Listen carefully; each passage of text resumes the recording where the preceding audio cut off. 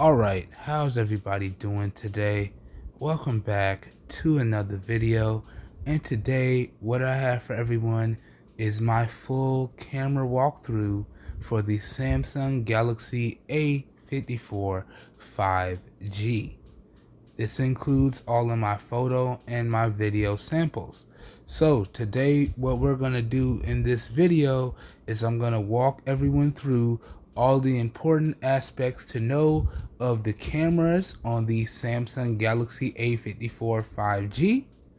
And then I'm going to attach all of my photo samples, and then I'm going to attach all of my video samples, and then I'm going to come back at the end of the video and let you guys and gals know if this device is worth picking up strictly based off of the cameras, because I know a lot of people make their purchasing decisions based on how good the cameras are on devices these days.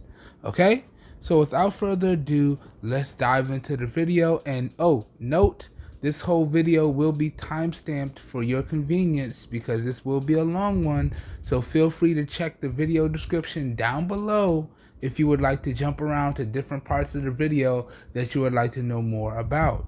Alright, so now let's dive in. Starting off here, I want to go over the ways that you can launch into the main camera interface. Alright, now aside from tapping the camera icon, which will drop you into the main camera interface, you do have a quick launch gesture, and I want to show you how to get to it. Alright, so what you would do is you go into settings, and then you want to search for side key, right? So you just want to type in side key or power key, and then you want to tap on it. And this is how you can activate or deactivate the double press of the power button gesture to launch you into the cameras. Okay, so that's how you would get to that. That's the quick way to get to that.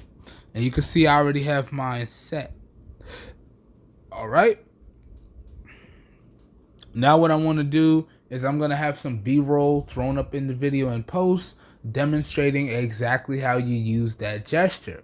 Now this double tap of the power button gesture will work as long as your device is in a powered on state. So your screen doesn't necessarily have to be on, but your device itself has to be in a powered on state. And as you can see, you double press the power button and it will quickly drop you into the main camera interface. Alright, other than that, all you got to do is find the camera icon anywhere you may have it located on your device, whether it be in your app drawer or whether it be in a designated folder that you've created. And mine's here today is in a folder, and then you tap on it and it will take you directly into the main camera interface landing page here.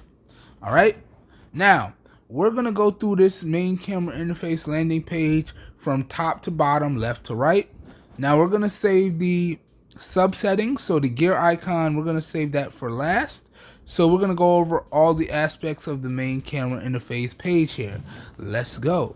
So starting off here, directly next to the gear icon, which will take you into the sub settings, we have the flash controls, right? And all you have to do to choose the option is to tap on it, and then you could choose whether you want it off, on in automatic mode, or on overall. Now you can also see from this video how I have things set up. So I don't like to use flash, I prefer to use natural light, so I typically turn the flash off. Other than that, when you're in photo mode, we do have access to a timer, right? So we got 2 seconds, we got 5 seconds, and then we got 10 seconds, or you could turn it off. Okay, so again, I have mine turned off. And then other than that, right next to that, we have our ratios. Now when you shoot in portrait, it turns into 3:4.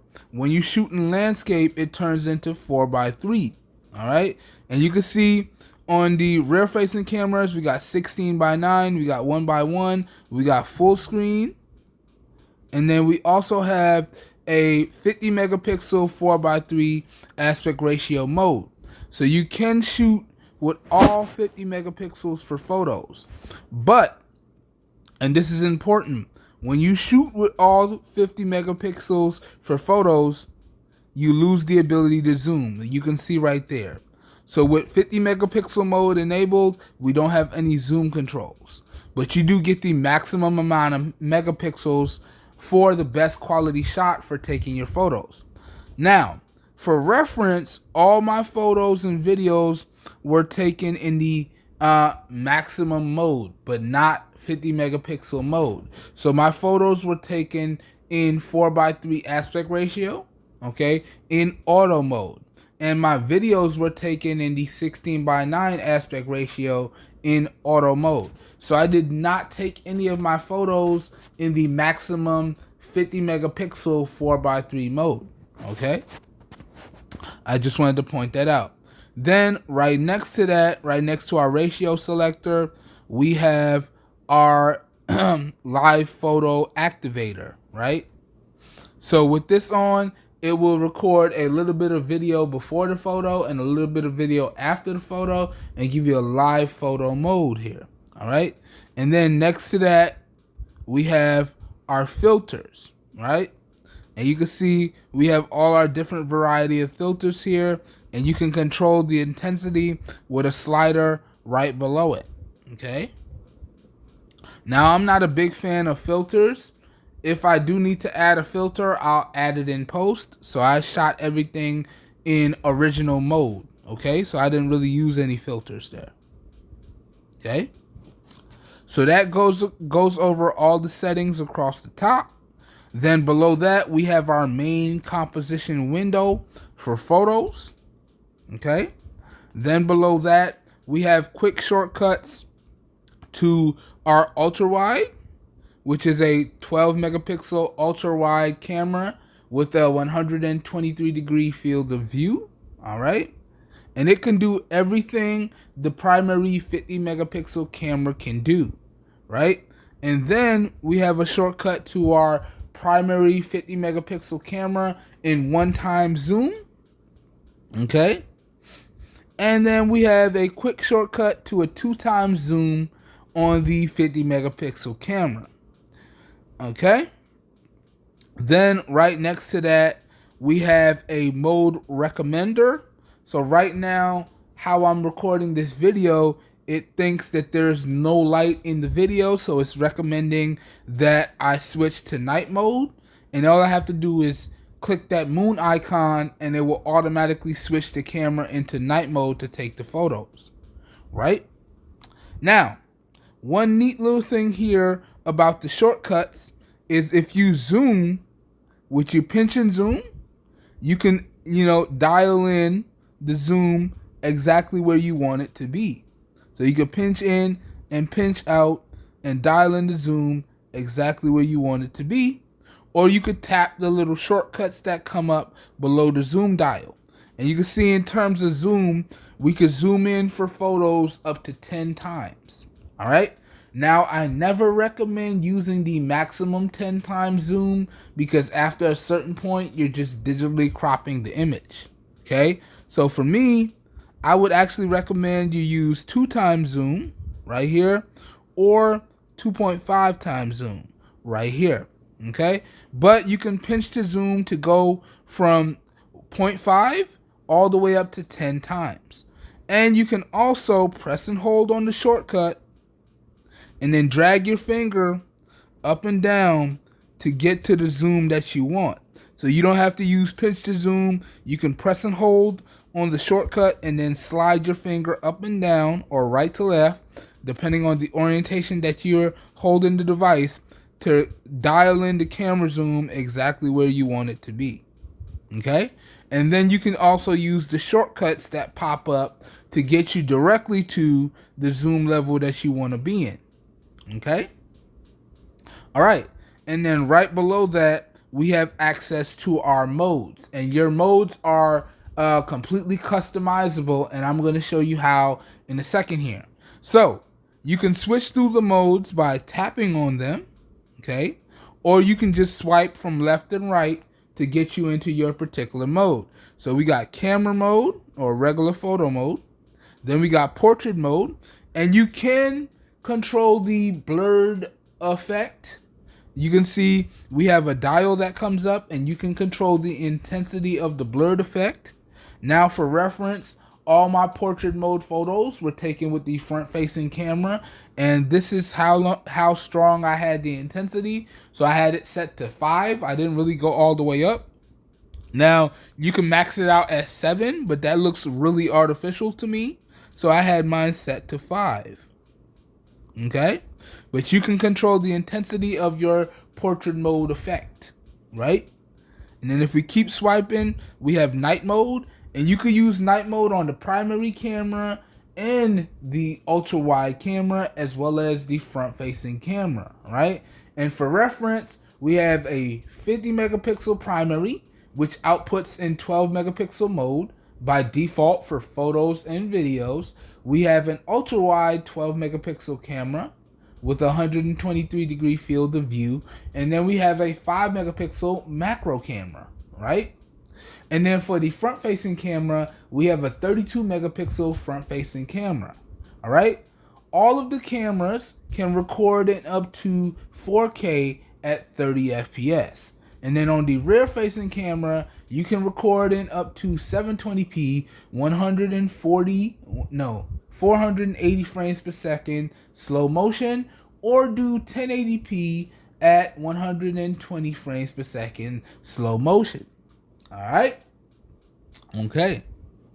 Now, moving on, you can see we have our night mode here. Then we have regular video mode. Now, in terms of video mode, we have access to all the capabilities as we do with photos, except for when we use our super steady mode here, it locks the video at 1080p, and that doesn't give you zoom controls. You have to dial in the zoom and everything that you want before you start recording the video, because once you record the video, the zoom is locked. But you don't really have zoom when you're using super steady mode anyway. But you can still control the focus and the exposure in super steady mode. Okay? Now, that gives you really steady video, better than the onboard stabilization and the electronic stabilization, but you lose the zoom functionality. Okay? That's what happens when you use super steady mode. Other than that, you can see in video mode, we have our aspect ratios. So 16:9, 1:1 are full screen. And then we can record all the way up to 4K at 30 FPS. And for reference, this entire video will be rendered in 2K, although it will be shot at a maximum of 4K. Okay? Just wanted to make sure everyone knew that. But that's what we have in terms of video. Okay? And again, the same things apply for the front-facing video as they do with the rear, except for you don't have Video Pro mode with the front-facing video. Okay? That's basically the only difference, and you don't have slow motion with the front-facing video. Okay? And so that goes over video. And then moving on, we have our more section here, where we have access to some additional modes. Now, the two modes that I'm kind of sad that are missing for the Samsung Galaxy A54 5G is there is no dual recording mode, or also known as director's view mode, which gives you the ability to record with the front-facing and rear-facing cameras simultaneously at the same time. That's a big feature for me that I use specifically when I'm doing my headphone videos to demonstrate the headphone functionality for everyone, right? So I'm kind of bummed to see that that's not here on the Samsung Galaxy A54 5G, okay? And portrait mode video. I'm a big fan of portrait mode video, getting that blurred effect for video so you can really focus in on the subject. Again, I'm really sad to see that that feature is not here on the A54 5G, okay? Other than that, all your other features are here. So your single take, your food mode, your panorama mode, and this is how you actually access your macro 5 megapixel camera. There's no other way to access the macro 5 megapixel camera than coming into the more section and then clicking on the macro mode. And now we're in the macro 5 megapixel camera, okay? Which you can only use for taking photos, and you can see it popped up and told you you need to be a certain distance away from your subject to get that macro effect to kick in. I'm not a big fan of macro mode photos, so I did not use this at all, okay? I did, however, use the primary camera, the ultra wide camera, and then the secondary front facing camera throughout this entire video, okay? But that goes over more. And now you can customize the layout of the camera interface by clicking on the plus button. And then you can drag and drop additional modes onto the carousel here that you can swipe through, right? So let's say I wanted to use Pro Video mode. I can drag that down and then drag it through exactly where I want it to be on my mode selector carousel here. And then once I let it go, it will be in that position, okay, as you can see here.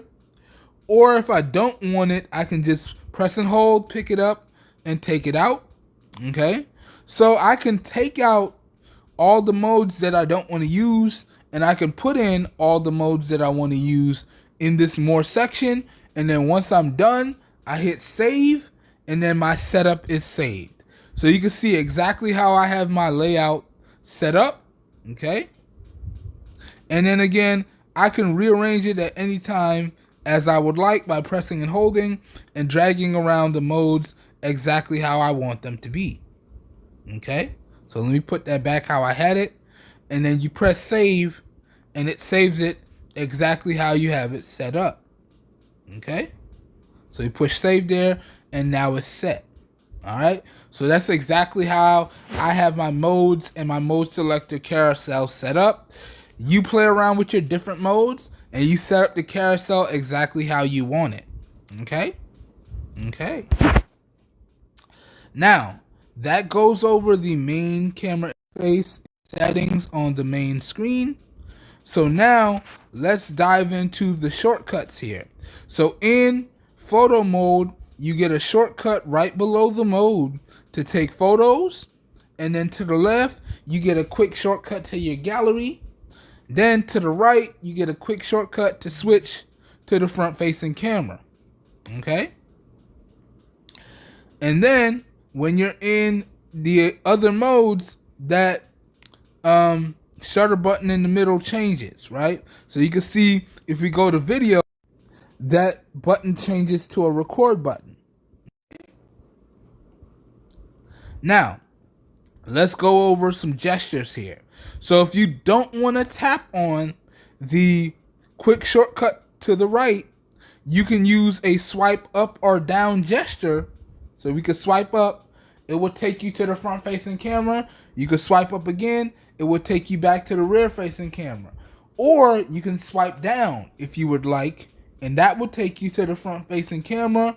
Or you could swipe down again, and that will take you back to the rear facing camera. So if you feel that it's easier to use the gesture to switch between the front and rear facing camera, you can do that, okay?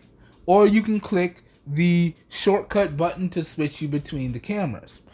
Also, right, you do have a gesture that you can use to start or stop video and or take photos. So all you have to do is hold your palm up, and once the camera sees an open palm, it will outline it in a square, and then it will give you a countdown on the screen, and it will take a photo or start a video. You can't use that gesture to stop videos though, but you can use it to start videos.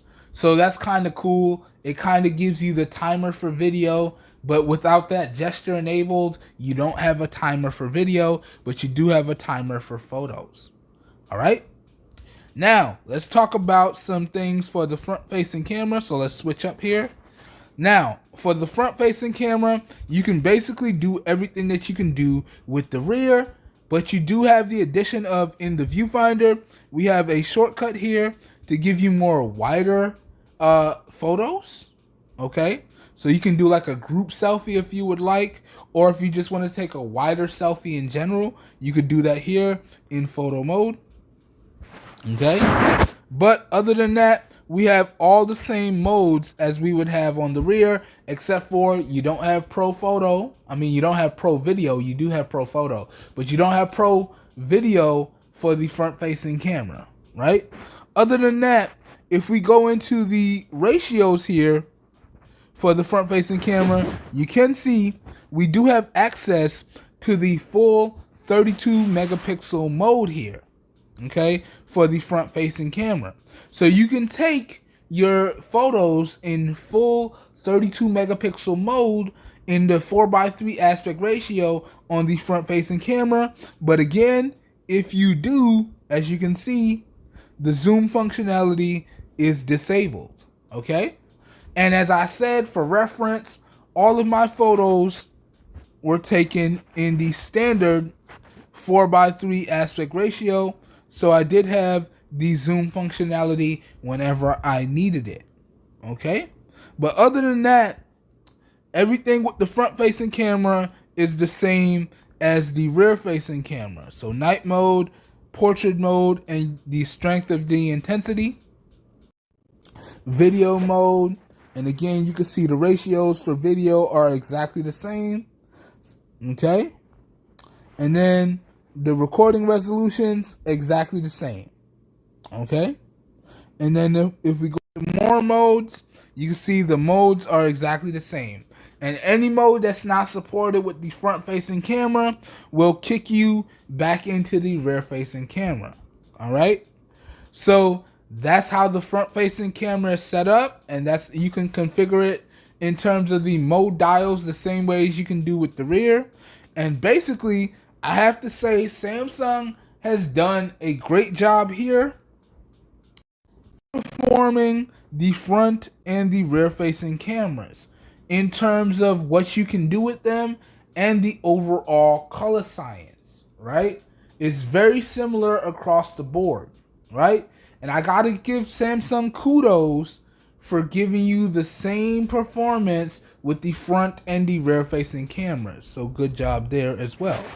Now, let's get into these sub-settings, and then we can get out of here and move on to the next part of the video. So to get into the sub-settings, you gotta tap on this gear icon in the upper left-hand corner, and then here you can see your additional options. So by default, we have an AI scene optimizer, and this will also reference modes to be in. So that's how you can see that night mode indicator here in the main viewfinder. That's the AI scene optimizer making recommendations, okay? And you can turn that off and on in the sub settings here. Also, you can do a guided shot where the camera will try to assist you to take the best photo possible. Then we have a built-in QR code scanner, all right? Then we have the burst mode for pressing and holding on our shutter button.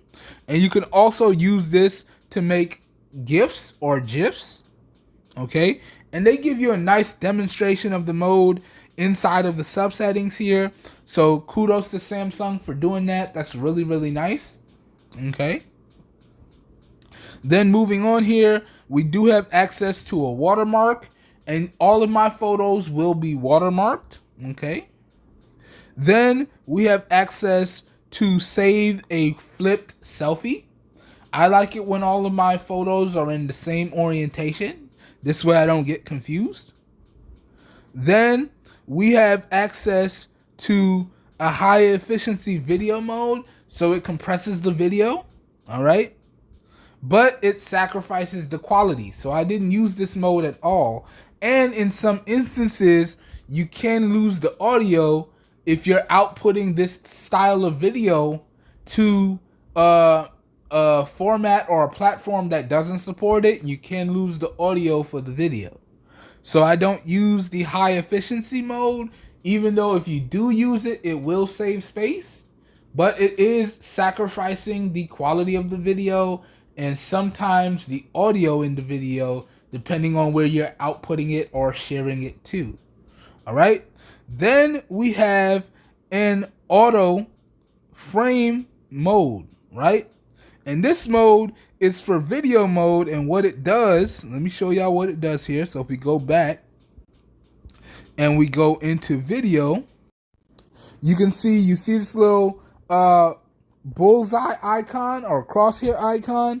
When you tap on this, it will put the camera into full auto mode, and it will adjust automatically based on what it sees in the viewfinder. And you saw that little pop-up notification that popped up when I enabled it. It tells you exactly what it's doing. So when I disable, it turns it off, and then when I enable, it tells you what it does. So it automatically adjusts the video based on the subjects that it sees in the frame, and it adjusts everything in the video. So the frames per second and the zoom based on what it's seeing in the video in real time. So that is a really nice feature. Okay. Now, I did not use that feature, but that is a really nice feature to have. Okay, so that's that FPS feature. And again, you could turn it off and on in the main viewfinder, or you could turn it off in general in the sub settings. All right. Then we have our auto HDR. Then we have our guided grid lines, and it's just using the 3:3 aspect ratio, and I do have that turned on. Then we have our location metadata tags. Now this is good for organizing your volumes, but I always recommend you turn this off because it is extremely easy for anyone with a little bit of technical know-how to track your location with the location metadata tags turned on. And these tags are turned on for photos as well as videos when you toggle this. So I always recommend you turn this off for privacy. Okay. Then we have our shooting modes. Okay. And this is where you get that palm gesture to take photos and start video. Okay. And you can see I do have that turned on. I think that's really nice. Then we can also activate our floating shutter button here. And then we can also activate our voice commands here as well. And then we can program what our volume keys do. And you can see I have mine set up for zooming in and out. But you can also set it up to control the overall volume of the entire system, or you can set it up to take or start video. Now, because I have that palm gesture to take photos or start video, I have mine set up to zoom in and out. I feel like it's a lot easier to zoom in and out using the volume keys. So that's how I have mine set up. But you mess around with it, you set up the cameras exactly how you want them to be set up. Okay? So you use whatever's easiest for you. Okay? But that's our shooting modes. And then underneath shooting modes, we have our keep settings. All right? So you can dial in the camera exactly like how you want it, and then you turn on the specific toggles to keep those modes set every time you come into the camera. So in particular, what I have here is I have it set up to use the 50 megapixel mode whenever I use it. So whenever I dial in the 50 megapixel mode exactly how I want it, I want those settings to be saved. All right. And then other than that, it can be set up to keep the last mode that you were in before you left the camera. So if there's a specific mode that you use often, you toggle this on and it will remember that mode every time you open the camera, you'll be in that mode.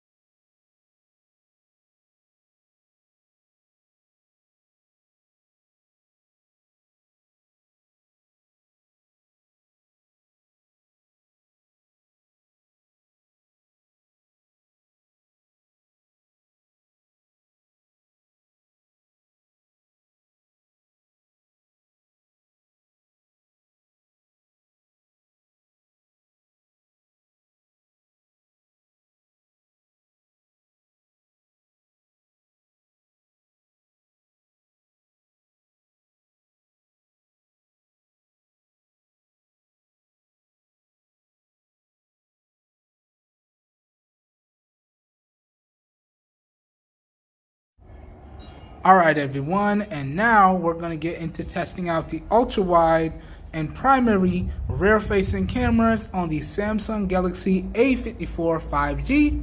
So without further ado, let's not waste any time and let's jump straight into the testing. Now we're going to do a pan test, we're going to do an exposure test, we're going to do a focus test, and then we're going to wrap it up with a zoom test. Once again, this is being recorded with the rear-facing primary 50 and ultra-wide 12 megapixel cameras on the Samsung Galaxy A54 5G, and this is being recorded in 720p at 30 FPS with no external microphone hooked up. Alright, let's go. So we're going to start off with the pans. We're going to pan from here all the way through to right about there and back. We're going to do this 2 times, so that was 1. Here we go with number 2.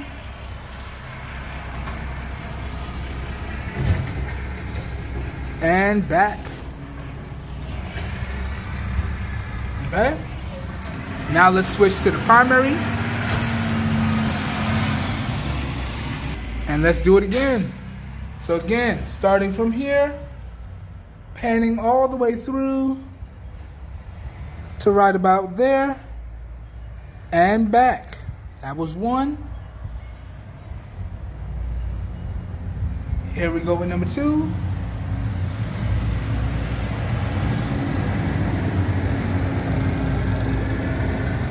And back.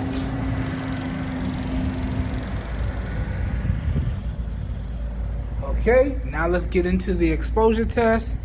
So lining up on the tree in the center to the ultra wide, and we're gonna pan up and down. All right. And when we test the exposure, we want a nice smooth transition from the lighter areas of the scene to the darker areas of the scene with minimal to no exposure blowout. And when the cameras do blow out, we want them to recover as quickly and as evenly as possible. So let's test the ultra wide and primary cameras 2 times and see how they perform. Let's go. Ultra wides first, and we're lined up on the tree, and now we're panned down to the ground. All right, and we're going back up. Boom. How was that? That's 1. And we're going down again. And we're coming back up. That's 2. How was that? Now let's switch to the primary and let's run it again. So lined up on the tree, and we're panning down, and we're going back up. That's 1, and we're going down, and we're coming back up. That's 2. All right. Now let's go back out to the ultra wide here, and let's test the focus. Now the Samsung Galaxy A54 5G has continuous autofocus as well as tap to focus as well as exposure controls. So even in auto mode, you still have control over a lot of the stuff you may want to change on the fly. So we're going to test out the autofocus first. We're going to do it 2 times. Then I'm going to adjust my grip, and we're going to test out the tap to focus next. We're going to do this 2 times for each camera. Here we go, ultra wide first. So we're going to use this pillar to my far right as 1 focal point. We're going to use the tree in the center as another focal point. And we're going to use the bushes off to my left as another focal point. So how do y'all feel the cameras are doing here? Again, this is all in continuous autofocus. The cameras are doing all of the work. That's 1. Let's go again. Pillar to the right. Tree in the center. Bushes to the left. That's 2. All right. Let's switch to the primary. And let's go again. Pillar to the right. Tree in the center. Bushes to the left. Let's go one more time. Pillar to the right. Tree in the center. Bushes to the left. Okay? Now let me switch back to the ultra wide. And we're going to do the same thing, but we're going to test out the tap to focus. Here we go. pillar to the right, tap, locked up. That focus was mad quick, all right? And I noticed it really wants to underexpose. Tree in the center, tap, locked up. Again, that focus was really quick.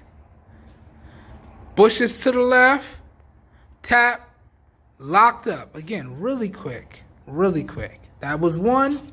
Let's go again. Pillar to the right, tap, locked up. Tree in the center, tap, locked up. Bushes to the left, tap, locked up. Good stuff there indeed. That's two. Let's switch down to the and let's run it again.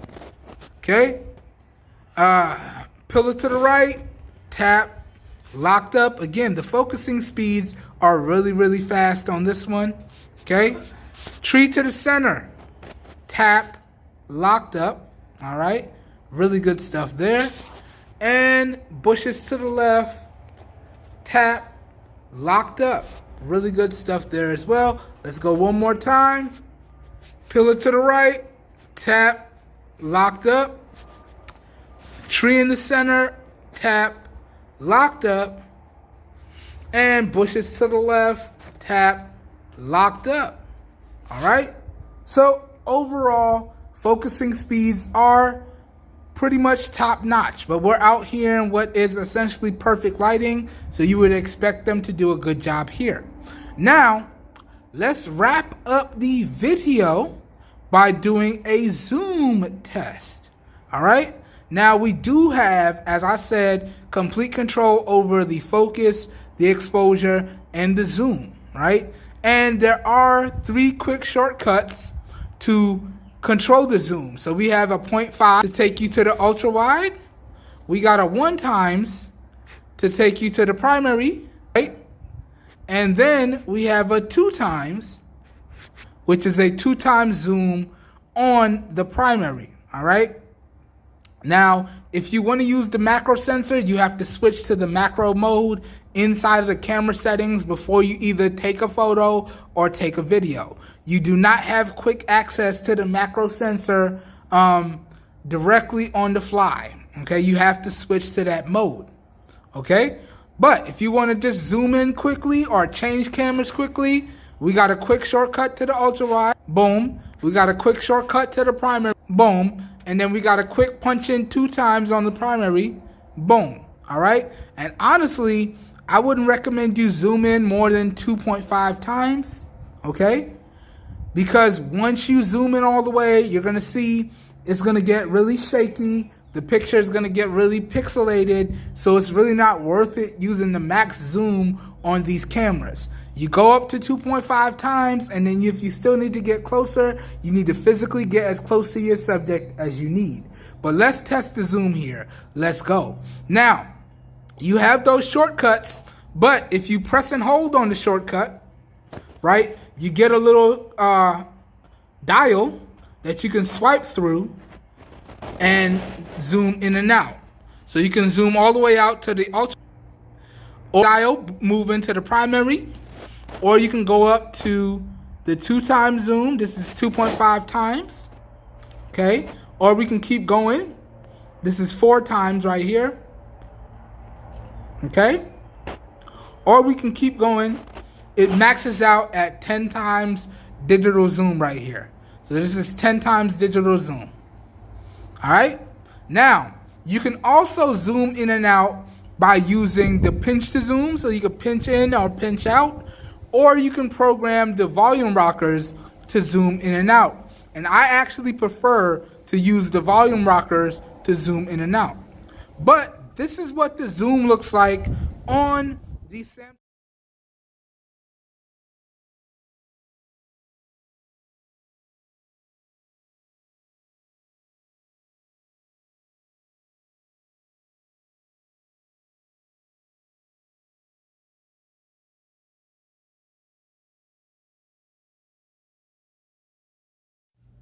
Alright everyone, and now we're testing out the front and rear facing cameras on the Samsung Galaxy A54 5G indoors daytime low light.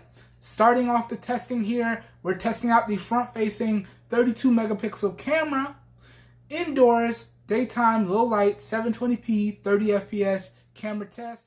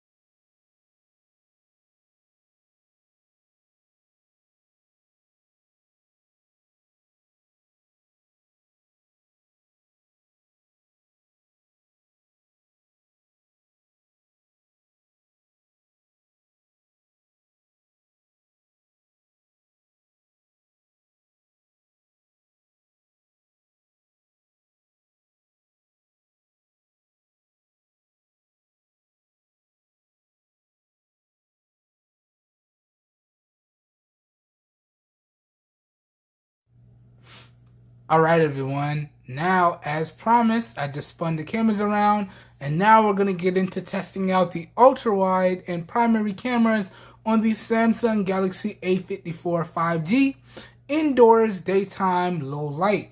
Okay, starting off here, we're testing out the ultra wide, and honestly, the ultra wide definitely struggles in this lower light scenario. So unless you got really good to great lighting, you don't really want to be using the ultra wide because it can do it, but you're definitely going to notice a quality dip. So for anything you want to do seriously, you want to be using the primary 50 megapixel sensor to get the best overall performance. Okay, but here's what the ultra wide looks like indoors, daytime, low light. And let me just verify for everyone that this is indeed indoor, daytime, low light. So you can see there is no light turned on in my room right now. Please forgive the mess on my bed. Don't judge me. The only light we have coming in, lighting up the scene here right now, is the natural light coming in through the window. So this is indeed indoor, daytime, low light. All right. Now, let's angle everything up into the traditional reviewer style angle, and let's continue on with the testing here. All right, so let me back up a little bit. Make sure this is centered, and let's angle down. Boom. And now, here's what the ultra-wide camera looks like indoors, daytime, low light. Okay? And look at the difference in quality here as we switch to the primary. So also pay attention to the field of view changes. So here's the ultra-wide 123-degree field of view sensor. And then let's switch to the primary here. And here's the primary, right? Notice the difference in the bump in quality. I have to readjust to frame that properly. So let me back up. And let's frame this a little over. And that's about as good as I can get there. So that's the similar framing to the ultra wide. Had to back up and readjust. But notice the difference in quality here. Okay? Notice how much darker the ultra wide was versus how much lighter the primary is. Notice how much more quality you get from the primary, even in this lower light scenario. So let me pick up the keyboard here, and y'all tell me, how legible are those keys in this low light scenario? How readable are those keys? Let me pan this through.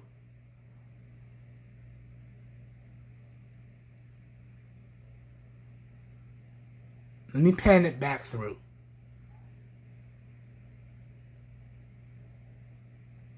Okay? Now, if I did that with the ultra wide, you would notice how much more grainier the ultra wide would be, how much more pixelated the ultra wide would be, and I really didn't want to hurt you guys and gals' eyes like that. So like I said, the ultra wide is good if you're going to be shooting in really good to great lighting. If not, if you want to guarantee the best overall quality, you need to be shooting with the primary sensor. Okay? Now, let's move on. Let's do a focusing test. So, I got the trusty dusty S7 active right here. And look how quickly the primary camera locked up on the device. Look at the nice shallow depth of field going on in the background there. All right. And look at the nice stipple pattern that it's able to pull off in this lower light scenario here. And let's see, how good will it do focusing on smaller text with not that much light to work with? So how legible is that? How readable is that? That's actually not bad. That's not bad at all. Now let's see how quickly the primary cameras will lock back up on focus on the keyboard when I take the device out of the frame. Ready? We're going to do this twice. Ready? 3, 2, 1, go. And we're back on the keyboard. Now you can see it was like a granular shift from focusing on one to focusing on the other, but it was relatively quick, and that's because of the difference in lighting. You notice if you go back and look at the outdoor clips, it was a lot faster to focus because we essentially had perfect lighting outdoors. In here, where the lighting is not so great, the focusing speeds definitely suffer, all right? And it shows. Let's do it one more time. So bring the device back in. Now, it does a really good job of locking focus.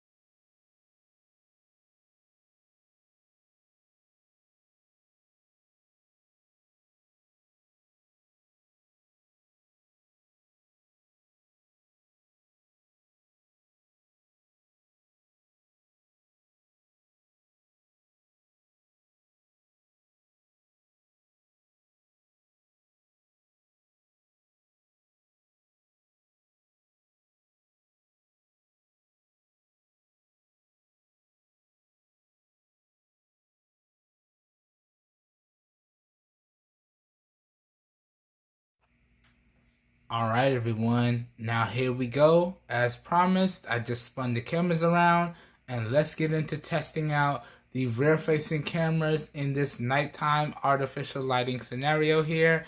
Again, in 720p at 30 FPS with no external microphone hooked up. All right. So let's pan over. Let's do some verifications, and then let's dive into the testing here. So y'all can see, panning over, we have no light coming in through the window here. But if I pan over some more, you can see I do have my smart lights going. And I do have my smart lamps going. But I do not have my studio lights going. Alright? So this is indeed a nighttime artificial test here. And I just wanted to show y'all in wide angle in case you didn't believe me. Alright? So now, let's pan back over, and let's set everything up in the traditional reviewer style angle.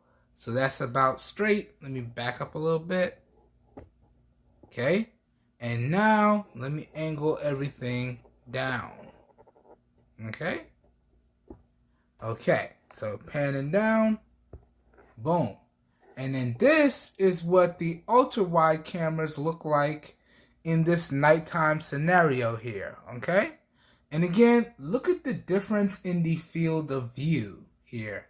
And then also look at the difference in the detail here. So this is with the ultra-wide cameras here, right? And then let's switch to the primary 50 megapixel. Boom, look at the difference there. And now I gotta readjust to get a similar angle. And I have to back up a little bit more just to get that similar angle to the ultra wide. But look at that. Now we're on the primary 50 megapixel camera here. Look how much more sharper the keyboard is versus the ultra wide. Look at the overall quality difference here. All right. Now, I would give y'all a focusing test with the, but it's going to be a slightly less grainy experience than what I showed y'all earlier, and it really doesn't make a difference. So let's just get into testing out the primary here. But the key thing with the ultra wide is the difference in the field of view. All right. So let's switch down to the ultra wide here, down to the primary here, my bad. Now, I do have to give Samsung credit for keeping the color science between the cameras very, very similar. Like you can see, the color science on the primary here almost matches the color science on the ultra wide here. It's very, very close. So kudos to Samsung there for matching the color science to lenses. All right. Now let's get into some focus and detail testing with the primary 50 megapixel camera. Alright, so let me hold up my keyboard here, and I want you guys and gals to tell me how legible and how sharp these keys are down below in the comments. So check that out. That actually looks really, really good. Let's pan it through.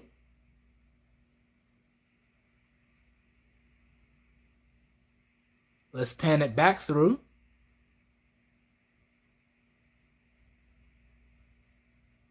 Oh yeah. So if you're going to be shooting in lower light scenarios, you definitely want to be using the primary sensor. Let's put this down. All right. And now let's get into a focusing speed test here. Let's go. So I got the oldie but the goodie, the S7 Active right here. And look how quickly it locked up focus on the device. Look how quickly it blurred out the background. Look at that nice shallow natural depth of field there, giving you that nice bokeh blur. Check out the stipple pattern on the back of the S7 Active here. Alright, now let's try to focus on the smaller text. How legible is that? How readable is that? That actually looks really, really good. Even in this lower light scenario here, that looks really, really good. Now let's check the focusing speeds. Let's see how quickly it locks back up on the keyboard once we move the device out of the frame. Ready? 3, 2, 1, go. Boom. Not bad. Not bad at all. Slight hesitation, but still very, very fast. Very, very fast. Okay? Not as fast as when we shot outdoors in direct sunlight, but still very, very fast. A little bit faster than the daytime low light testing, but still a little slight hesitation there from what I can see in the viewfinder. Let's do it one more time. Bring the device back in. It locks up focus extremely, extremely fast. It's only the refocus that causes a little bit of hesitation. Check out the detail there. Check out the nice shallow depth of field or bokeh in the background. Okay, let's focus on that smaller text again. How legible is that? How readable is that? That actually looks really, really good. I can actually read that clearly. Y'all let me know what y'all think down below. And again, let's see how quickly it locks back up on focus on the keyboard when we take the device out. Ready? 3, 2, 1.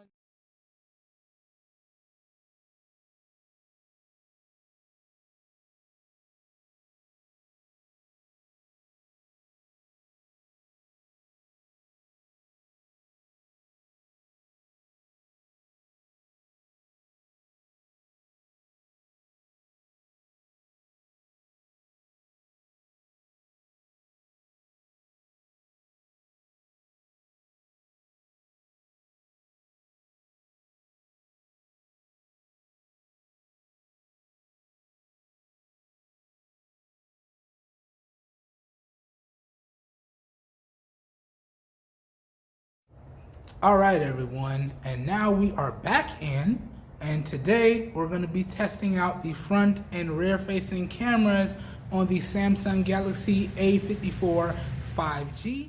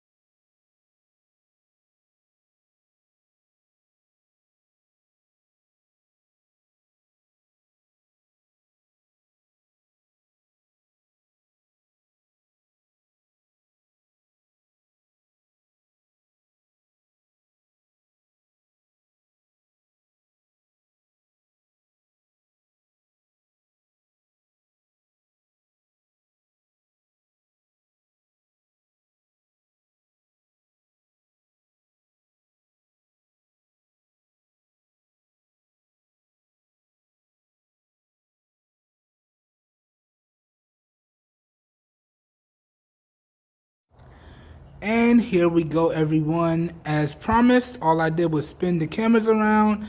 And now let's get into testing out the primary 50 megapixel camera and the secondary ultra wide camera on the rear of the Samsung Galaxy A54 5G. Okay, this is once again being recorded in 1080p at 30 FPS with no external microphone hooked up. So please let me know how y'all feel the cameras perform on this one. So let's get started. So we're going to start off with the ultra wide, and we're going to start off with the pans. So we're going to pan all the way from here all the way through to right about there and back. That was one. We're going to do each test twice. So that was one. Let's go back.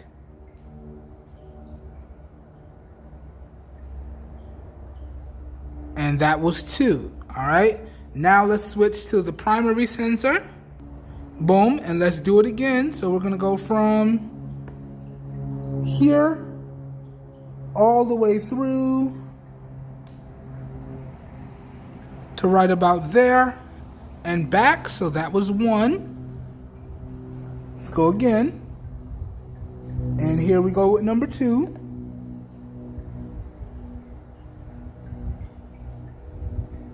All right, and that was two. Okay, now let's test out exposure by doing our up and down pans. So we're gonna switch to the ultra wide, and when we test the exposure, we want a nice smooth transition from the lighter areas to the darker areas with minimal exposure blowout. And if the cameras do blow out, we want them to recover as evenly and as quickly as possible. So let's see how the A54 cameras perform. Let's go. So we're lined up on the water heater there. Okay, we're on the ultra wide camera, and let's pan down.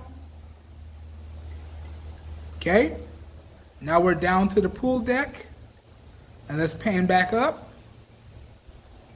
And now we're up to the water heater again. How was that? Let's do it one more time. So panning down. Okay, and panning back up. Okay, that is the ultra wide. Let's switch to the primary and let's do it again. So we're up, let's pan down. Okay, and we're down, let's go back up. That's one. Let's do it again. Down and up. Okay, that's two. Overall, I would say based on what I'm seeing through the viewfinder, the cameras seem to be doing a really good job. Now it is struggling with the exposure for the trees, and it is struggling to get the right color for the pool deck here. So you can see here, it's making it a lot darker than what it is, but if I go down a little further, it actually makes it too light here. The actual color here is actually a little bit darker than what you see. It's like an off eggshell and then white rim. Okay, so you can definitely see the camera is doing the best it can, but it's definitely struggling. But that does it for the exposure test. Now let's get into the focus testing. Out to the ultra wide, and we're gonna pick our three focal subjects. So we're gonna use the pool chair across the way right there. Okay, we're gonna use the mango tree right there in the distance. And then let's use those window shills right there on the ledge right there. Okay, so those are gonna be our three focal subjects. Now we're gonna test out continuous autofocus first, and then I'm gonna switch to tap to focus, and I'm only gonna report when I think it has a lock. Okay, but you guys and gals, let me know how you feel the camera performs overall down below in the comments. Let's get started. So mango tree to the far right. Okay. Pool chair. Okay. Window blocks. Okay. Let's do it again one more time. Mango tree. Pool chair. Window blocks. Okay. Now let me adjust my grip. I apologize for the shaky cam. And let's go one more time. Mango tree, tap, locked up. That was almost instant. Okay. Pool chair, tap, locked up. And it kind of wants to overexpose when I try to tap to focus on the pool chair. But that was also instant. Okay. And then lastly, window blocks, tap, locked up. And it's trying to find a nice balance between overexposing and underexposing right there. So that was one. Let's do it one more time. Mango tree, tap, locked up. Pool chair, tap, locked up. Window blocks, tap, locked up. Okay, not bad at all. Let's switch to the primary. Do it again. So now we're going to do continuous autofocus first, and we're going to use the same 3 focal subjects. Let's go.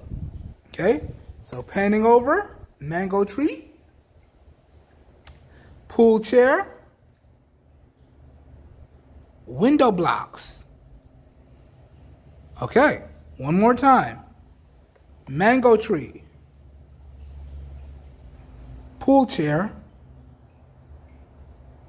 window blocks. Okay, let me adjust my grip. And let's do the tap to focus.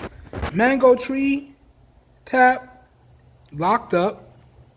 Pool chair, tap, locked up. Window blocks, tap, locked up. And the main sensor is clearly the better sensor because I'm not seeing as many shifts in the exposure and as many exposure adjustments. But that's number 1. Let's do it one more time.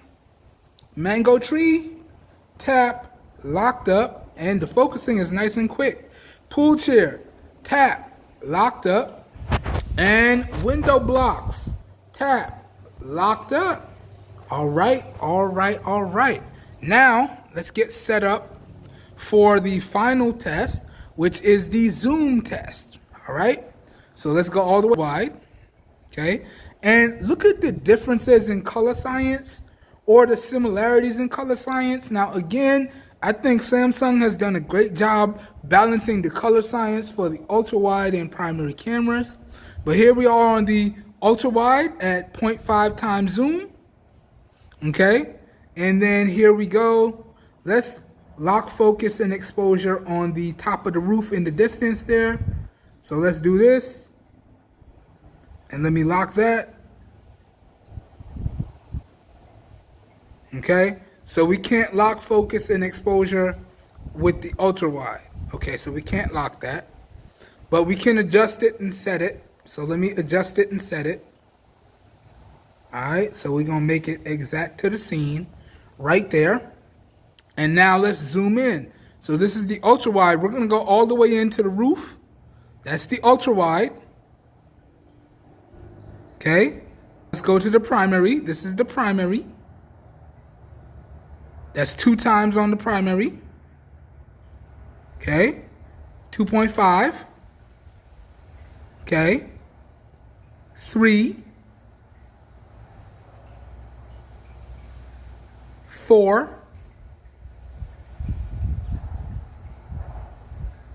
and let's max out 10. And you really don't want to be using 10. You see what happens here?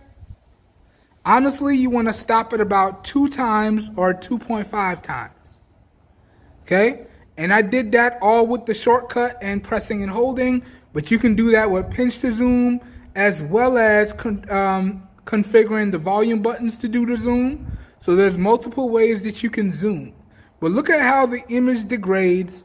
Look at how the stabilization is fairly stable, but every minute movement kind of makes the camera bounce. So you definitely don't want to be zooming in all the way, okay? Because at this point, we've just digitally degraded the image, okay? So let's go back out. Ultra wide. And now we're back on the ultra wide. And honestly, if you want to see what I recommend, so for the ultra wide, you don't really have any additional point. It goes from the ultra wide to the primary as your first jump. Now, if you were on a flagship ultra wide camera sensor you would have from 0.5 to 0.9 to play around with and still be using the ultra wide. But because this is a mid-range device, you go straight from the ultra wide to the primary. All right? And then when you're on the primary, you have all these other ticks to mess around with.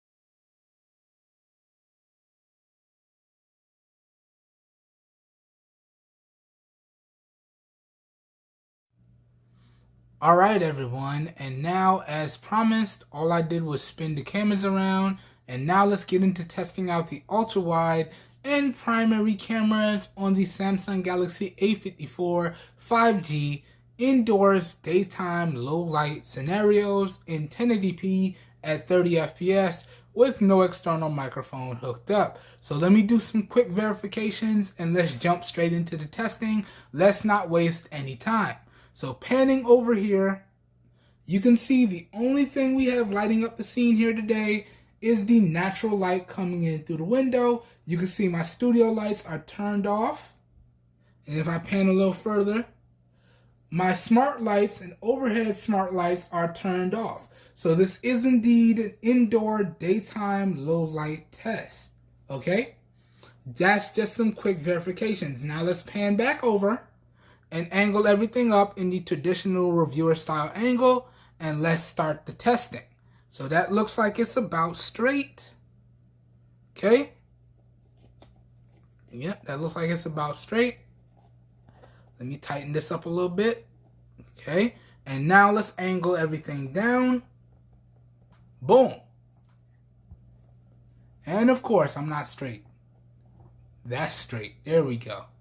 And now you guys and gals can see this is what the ultra wide camera looks like in an indoor daytime scenario in the traditional reviewer style angle. And notice the detail here. So let me pick up the keyboard here. Look how grainy that is. Now I didn't do this test in the 720p clip, but look, even in the 1080p clip, the ultra wide camera in this low light scenario is noticeably grainy. Okay? So, this leads me to repeat what I said before in the other test. If you're going to be recording and it's not going to be in good to really good light, you definitely want to be using the primary camera. So let's not even test the ultra wide camera any further in this low light scenario. Let's go ahead and switch to camera here. Alright? And now that I switched to the primary camera, y'all can see the difference in field of view. So let me show you again. Look at the primary, the ultra wide. You definitely get a lot more in the frame when you use the ultra wide, but you need a lot more light if you're going to be using the ultra wide to do some serious recording. For anything that you're going to be doing seriously, you want to be at primary. Okay? Anything you want to be doing seriously, you want to be using that primary. Did that just rhyme? I think it did. So now let's angle this up to make the primary field of view similar to the ultra wide. Alright, that looks good actually. That looks real good right there. Boom. Yup. And here is what the primary cameras look like in this daytime low light scenario here. Check that out. Okay? And now let's get into the detail and focus testing here. And notice the difference. Let me hold up my keyboard again. Look at how much sharper and legible that is even in this lower light scenario. I can clearly read that with no issues. Let me pan the keyboard through.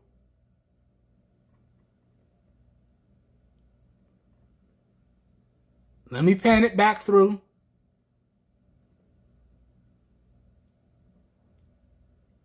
Boom. Clearly readable with no issues. And again, this is why I say, if you're going to be recording anything seriously, you want to be using that primary camera. All right? Now, let's do some focus testing here, and then we'll wrap the video up. So, got the trusty dusty S7 active right here, and look how quickly it locked focus on the device. Look at that nice shallow depth of field going on in the background. Okay? Look at the nice stipple pattern that it's able to pick up on the back of the device. Man, that primary camera is some good stuff. Now let's try to focus on the smaller text. Again, let me know how legible is that, how readable is that. Man, that looks really good as well.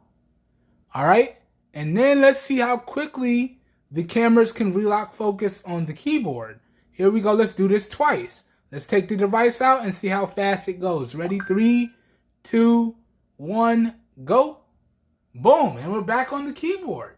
So that one was actually pretty quick. There wasn't even that much hesitation, and it relocked focus back on the keyboard very, very quickly. So not bad at all. Let's do it one more time, okay? One more time. So bringing the device back in. Again, look at how quickly it locked focus on the device. Look at that nice shallow depth of field going on in the background. Look at the stipple pattern on the back of the device. Look at all that detail it's able to pick up. Let's go down to that smaller text. How legible is that? How readable is that? Okay? And let's see how quickly it locks back up on the keyboard. Ready? 3, 2, 1, go. Boom, and we're back on the keyboard here. So definitely a little bit of hesitation, but still overall very, very quick in this lower light scenario. Okay? And this concludes the daytime testing for the front and rear facing cameras on the Samsung Galaxy A54 5G. Now what I'm going to do is a little bit later on in the evening, we're going to retest the cameras in nighttime artificial lighting scenarios and see how they perform.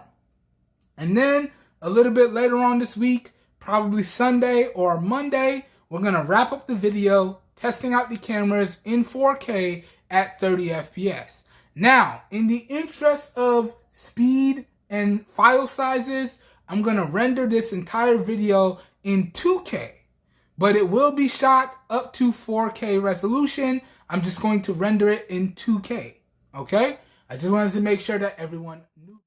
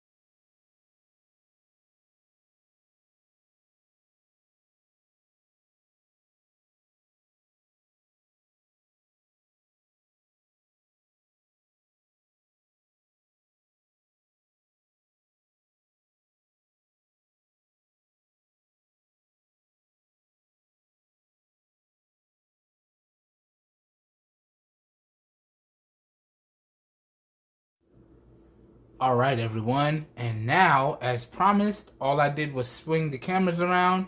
And now let's get into testing out the rear primary camera and the rear ultra-wide camera on the Samsung Galaxy A54 5G. All right. Once again, this is being recorded in 1080p at 30 FPS with no external microphone hooked up. And this is a nighttime artificial lighting scenario test. So let's do some verifications and then let's jump directly into the testing. So panning over to my right, if I can know my right from my left, y'all can see that there is no natural light coming in through the window here, but I do have my smart lights on, and I do have my smart overhead lights on, but I don't have my studio lights on. So this is indeed a nighttime artificial lighting test. Okay? Excuse me. Now, let me pan everything back over, and let's set everything up in the traditional reviewer style angle, and let's jump into the testing. Let's go. So panning back over here. That looks about straight. Okay. Okay. And then let me pan it down. Badow. Okay. And this is what the ultra-wide 12 megapixel camera looks like on the Samsung Galaxy A54 5G in nighttime artificial lighting here. So, notice the difference in the field of view. Now, if I hold up my keyboard here, y'all are going to be able to tell that it is kind of grainy. It's more than legible and usable in this lighting scenario, but it is kind of grainy. And that is because when you're using the ultra-wide camera, you kind of need really good to really good lighting to get the most out of it. In lower lighting scenarios, the ultra-wide cameras kind of fall apart. So you kind of only want to use your ultra-wide cameras if you're in a good to really good lighting scenario, right? And it's better utilized in situations where you need to get the maximum amount of things on the screen, okay? Okay, so that being said, we're not going to test the ultra-wide cameras too much in this lighting scenario because it's pretty much going to perform the same as all the other tests. Y'all saw when I held the keyboard up, it was legible, but there was definitely a noticeable loss in detail. So now let's switch down to the ultra. Let's switch down to the primary cameras and continue the testing. But again, pay attention to the field of view differences and the quality upgrades when we switch down to the primary camera. Let's go. Okay, too far. And now we're on the primary. Now, notice, I did not adjust the cameras. So notice how much less you get in the field of view when you use the primary camera, okay? Now let me adjust the camera so the ultra wide and the primary have a similar look. So we gotta back up a little bit. Alright, and then we gotta angle down a little bit. Alright, and then we can actually slide forward just a touch. And now, there you guys and gals go. Now the primary camera is set up in a similar field of view to how the ultra-wide was. And just for reference, check this out. Back to the ultra-wide, we can now get even more in the shot than we can with the primary. But let's switch right here, and you can see we have a nice, good field of view here. So let's get into the detail and the focus testing now. Let's go. So holding up the keyboard here, look at the difference in quality. Look how much better or more legible the keys are on the keyboard versus to how they came up on the ultra wide in this low light scenario or artificial lighting scenario. Let me pan this through. Check that out.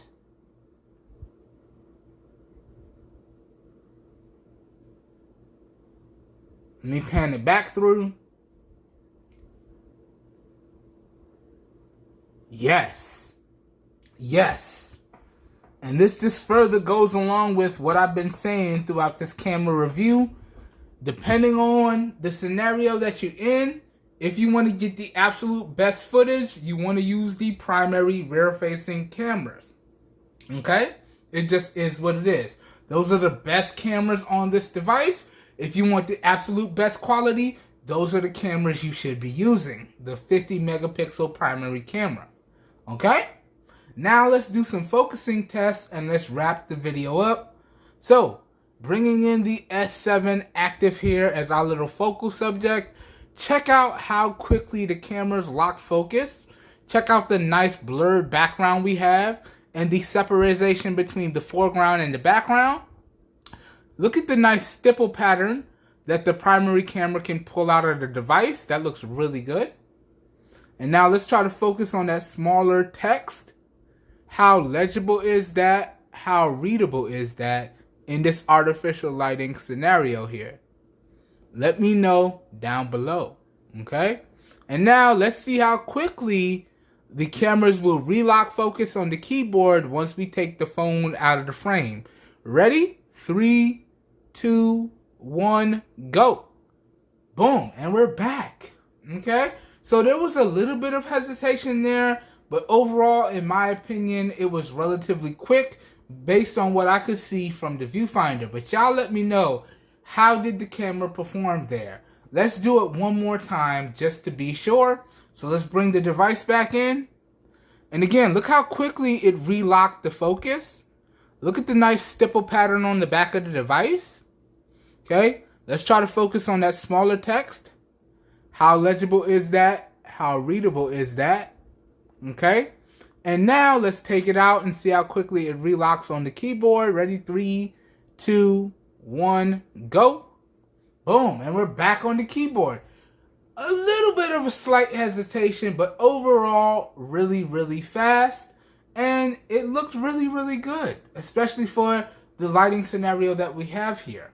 All right, so this concludes the 1080p 30 FPS testing on the cameras on the Samsung Galaxy A54 5G. Okay, now a little bit later on in the week, maybe Sunday. Okay, all right, everyone, and now let's get into the final set of camera tests for the rear and front facing cameras on the Samsung Galaxy A54 5G. Out here in the big yard today, and we're recording these camera clips in 4K at 30 FPS with no external microphone hooked up. So let's run through all the testing, then I'm gonna spin the cameras around and give y'all my final thoughts and close out with an overall recommendation. All right, let's not waste any time. Let's do this, okay? So starting off here, we're gonna do our typical pans. We're gonna do the ultra wide and the primary 2 times, and then we're gonna move on to some other tests. So we're gonna pan from here all the way through to right about there and back. So that was 1.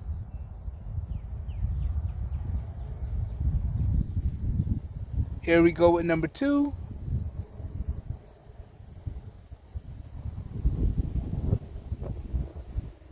Okay, now let's switch to the primary. So now we're on the primary sensor, and let's run it again. So once again, we're going to go from here all the way through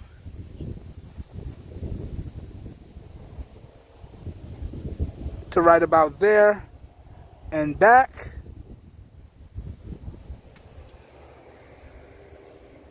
Here we go with number 2.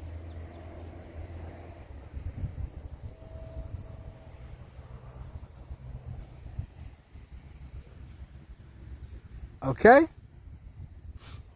Now we're going to switch back to the ultra wide. Let's test that exposure.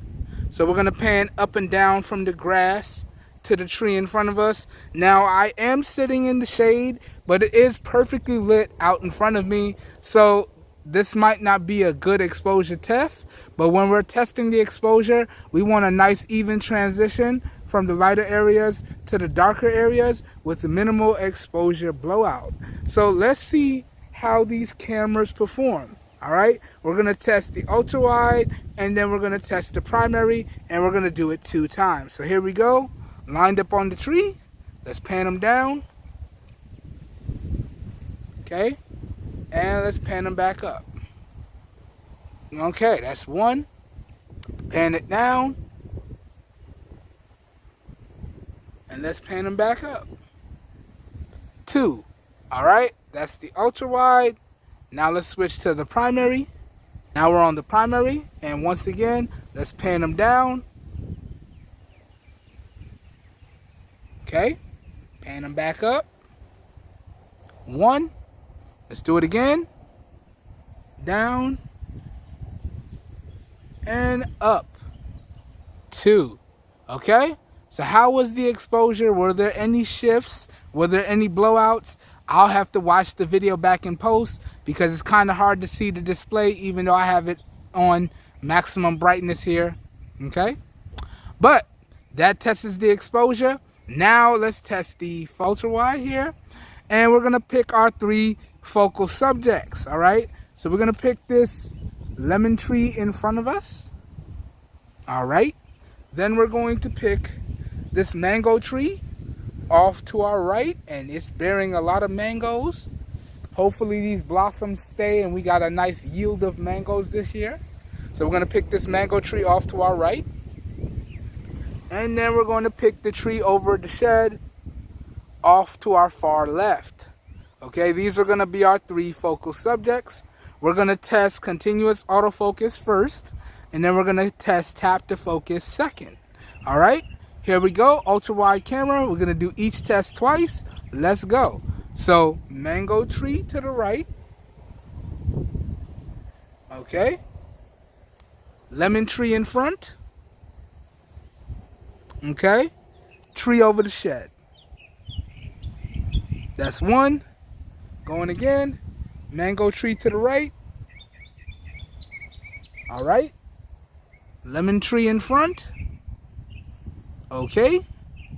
Tree over the shed. Boom. Now let me change my grip and we'll do the tap to focus. Here we go. Mango tree. Tap.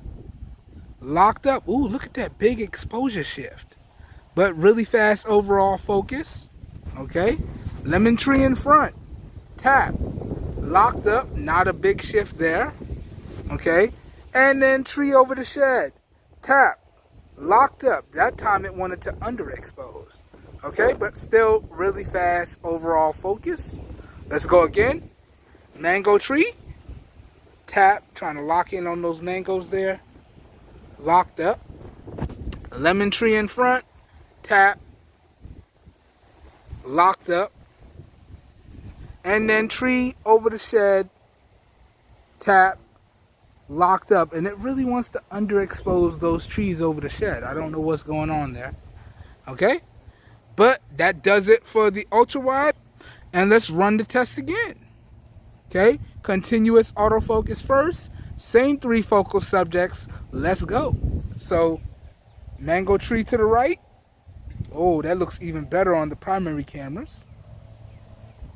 Lemon tree in front. Tree over the shed. Okay, that's 1. Mango tree to the right. Oh yeah.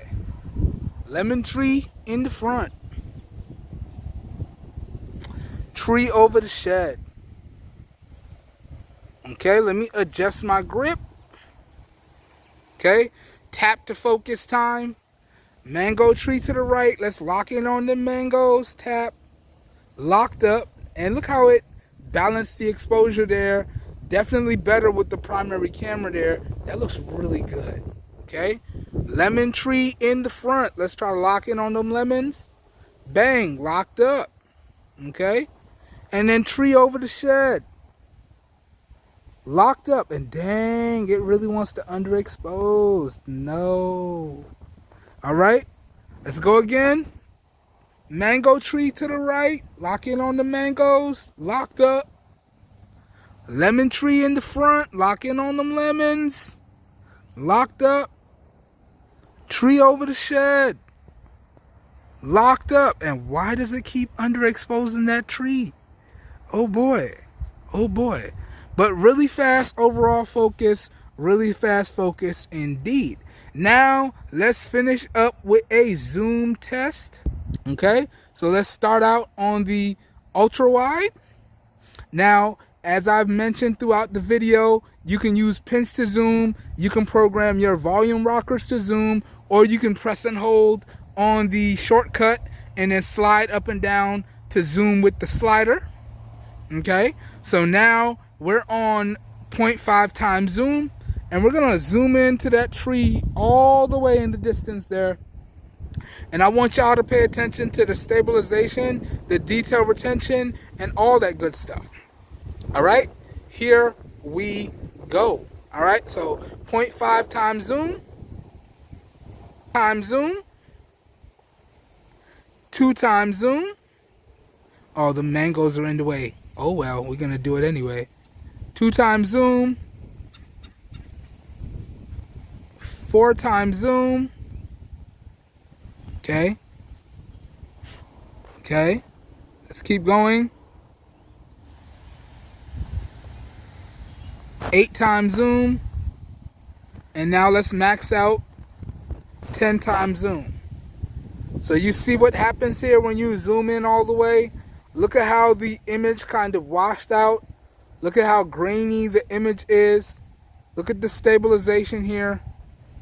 Okay. This is why I don't recommend you zoom in past 2.5 times. Alright? And that's that tree way in the distance. Alright? Let's zoom out now. And now we're back on the ultra wide.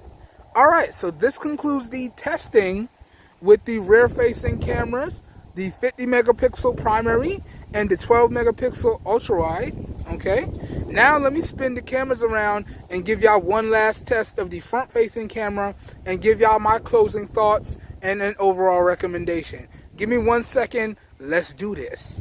Alright, and this thing's kind of heavy, so hopefully I don't drop this. I'll be right back with y'all for the final clip. I'll see y'all in a little bit.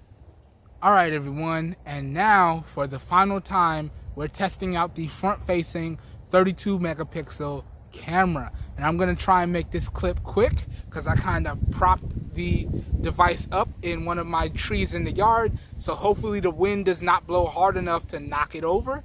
That would be bad, but it would be a nice drop test. But let's make this quick. So let me know what y'all think of this front facing 32 megapixel camera footage. Once again, this is being recorded in 4K at 30 FPS with no external microphone hooked up.